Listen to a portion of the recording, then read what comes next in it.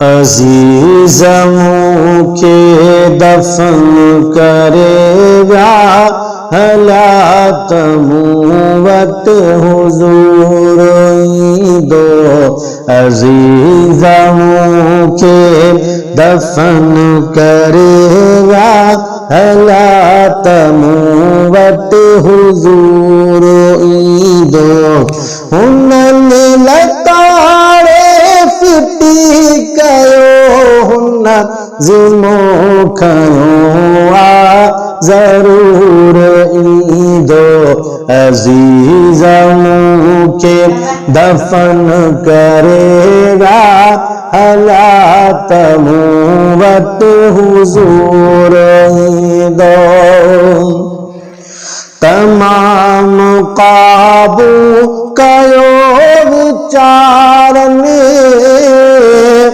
Mitten मथों मण मिट्टिया जादे। जॾहिं जनाज़ो लटे लहद में वरात वेही रुनास भेई। तमाम काबू कयो विचारन मिटन मथों मण मिट्टिया जादे। जॾहिं जनाज़ो लटे लहद में वरात वेही रुनास भेई। चयों तके चार कुल कबर ते चयों तके चार कुल कबर ते पड़ोस मोटी नमूर ईंदो। अजीज़ों के दफन करे विया हलात मूं वटि हुजूर ईंदो। होया त पंहिंजा करीब पर पो कबर हवाले कयूं हलिया विया। न मुंहिंजो दुख जे सही सघियासे दुखनि जा ॾाजा ॾींहं हलिया विया। होया त पंहिंजा करीब पर पो कबर हवाले कयूं हलिया विया। न मुंहिंजो दुख जन सही सघियोसे दुखनि जा ॾाजा ॾींहं हलिया विया। न को बि कम आयो उते कम न को बि कम आयो उते कम मिठे मुहम्मद जो नूर ईंदो।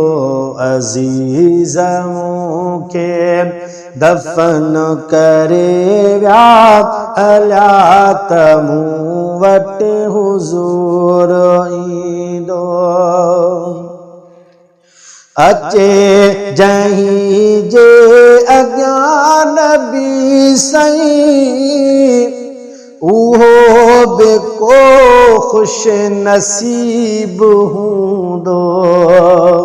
मलाइक खणंदा कदम न कोई हिसाब वेले हबीब हूंदो। अचे जहीं जे अॻियों नबी सईं उहो बि को खुश नसीब हूंदो।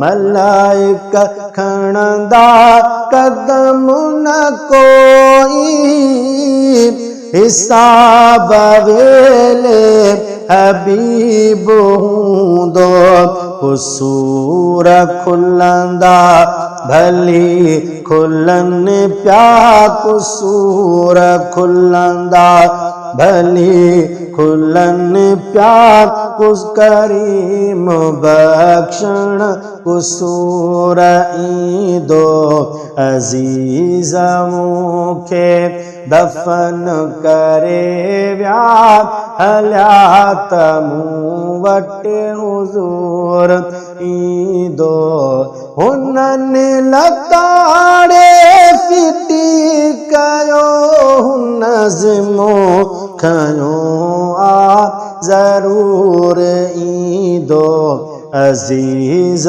मूंखे दफ़न करे विया हलिया त मूं वटि हुज़ूर ईंदो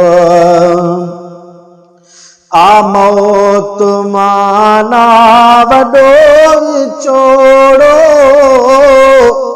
छिनी कंदो ॿिनि धुरियुनि खे धारा बच्चा विछोड़े इहो विछोड़ो विसाल यारा आ मौत माना वॾो विछोड़ो छिनी कंदो ॿिनि धुरियुनि खे धारा बच्चा विछोड़े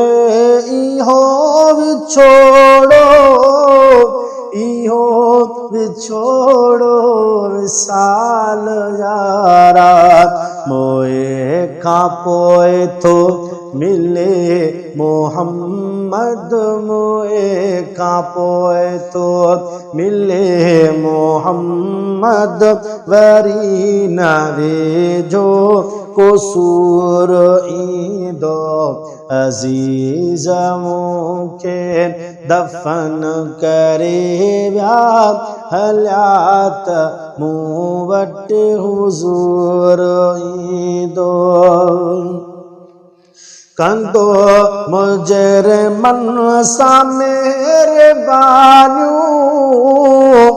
वॾियूं महेसर नबी मिठो आ हशर में हीअं ऐबदार चवंदा हलो मुहम्मद त हू बीठो आ कंदो मुजरिमन सां महिरबानियूं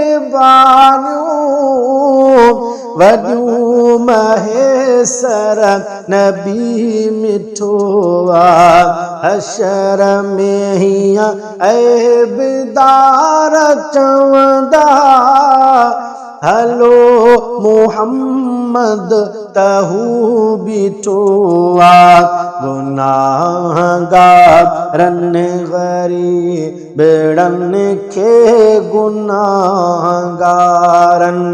ग़रीबनि खे ॾिसण में दिलबर खां दूर ईंदो अज़ीज़ मूंखे दफ़न करे विया हलिया त मूं वटि हुज़ूर ईंदो अज़ीज़ मूंखे दफ़न करे विया हलिया त मूं वटि हुज़ूर ईंदो हुननि लताड़े फिटी कयो हुन ज़िमो खयो आ ज़रूर ईंदो अज़ीज़ मूंखे दफ़न करे विया हलिया त मूं वटि हुज़ूर ईंदो